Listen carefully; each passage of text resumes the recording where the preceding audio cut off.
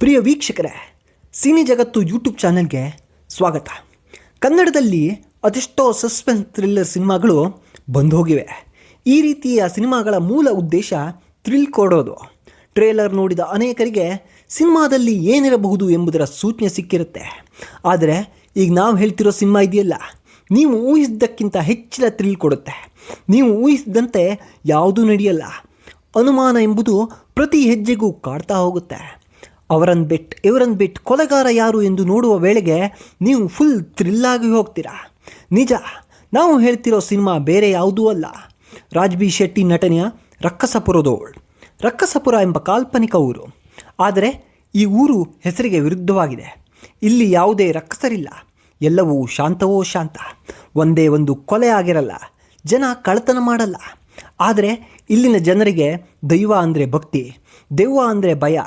ಈ ಊರಿಗೆ ಎಂಟ್ರಿ ಆಗ್ತಾನೆ ನೋಡಿ ಶಿವ, ಆಗ ಈ ಊರು ಶಾಂತಿ ಕಳ್ಕೊಳ್ಳುತ್ತೆ, ಬೆಂಕಿ ಬೀಳುತ್ತೆ.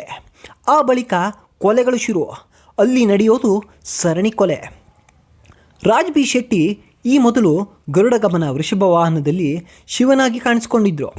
ಹಾಗಂತ ಅದೇ ರೀತಿಯ ಗುಣ ಈ ಶಿವನಲ್ಲಿದೆ ಅಂದ್ಕೋಬೇಡಿ. ಈತ ಕುಡುಕ, ಆದರೆ ಕುಡಿದ್ರೂ ಸ್ಟಡಿಯಾಗಿ ನಿಲ್ತಾನೆ. ಆತನ ವರ್ಣನೆ ಮಾಡೋದಕ್ಕಿಂತ ಥಿಯೇಟ್ರಿಗೆ ಹೋಗಿ ಸಿನಿಮಾ ನೋಡಿಕೊಂಡು ಬರೋದು ಬೆಸ್ಟ್ ಅನ್ಬೋದು.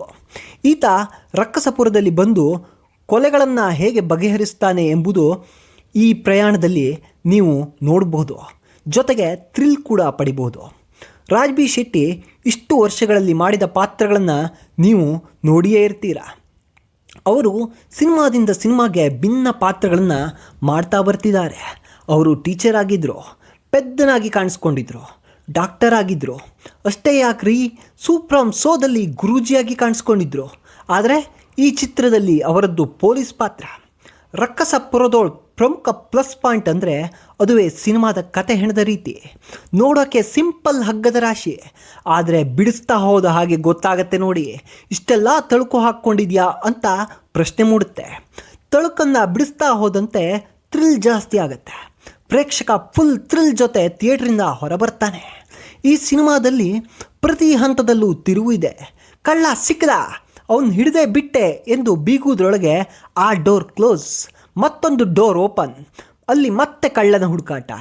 ಆದರೆ ನಿಜವಾದ ಕಳ್ಳ ಸಿಕ್ಕಾಗಿನ ನಂತರದ ಕತೆ ಇದೆಯಲ್ಲ, ಅದು ಬೇರೆದೇ ತೂಕ. ಈ ಸಿನಿಮಾದಲ್ಲಿ ಸ್ವಾದಿಷ್ಟಾ ಕೃಷ್ಣನ್, ಅರ್ಚನಾ ಕೊಟ್ಟಿಗೆ, ಗೋಪಾಲ್ ದೇಶಪಾಂಡೆ, ಬಿ ಸುರೇಶ್, ಜಹಾಂಗೀರ್ ನಟಿಸಿದ್ದಾರೆ. ಎಲ್ಲರದ್ದು ಅದ್ಭುತ ನಟನೆ.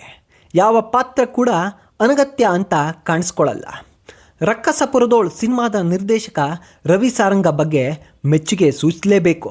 ಸಿನಿಮಾ ನೋಡಿದ ಮೇಲೆ ಇದು ಅವರ ಮೊದಲ ಸಿನಿಮಾ ಅಂತ ಯಾರೂ ಹೇಳಲ್ಲ ಬಿಡಿ. ತಮಿಳು ಮಲಯಾಳಂ ಮಂದಿ ಸಸ್ಪೆನ್ಸ್ ಥ್ರಿಲ್ಲರ್ ಚಿತ್ರಗಳನ್ನು ಸಖತ್ತಾಗಿ ಮಾಡ್ತಾರೆ ಎಂದು ಹೇಳುವವರಿಗೆ ರೀ ಸ್ವಾಮಿ, ನಾವು ಇದೀವ್ರಿ ನೋಡಿ ಎಂದು ತೋರಿಸಿಕೊಟ್ಟಿದ್ದಾರೆ ನಿರ್ದೇಶಕ ರವಿ ಸಾರಂಗ. ಅವರ ಮೇಲೆ ನಂಬಿಕೆ ಇಟ್ಟು ರವಿವರ್ಮ ಬಂಡವಾಳ ಹಾಕಿ ಗೆದ್ದಿದ್ದಾರೆ.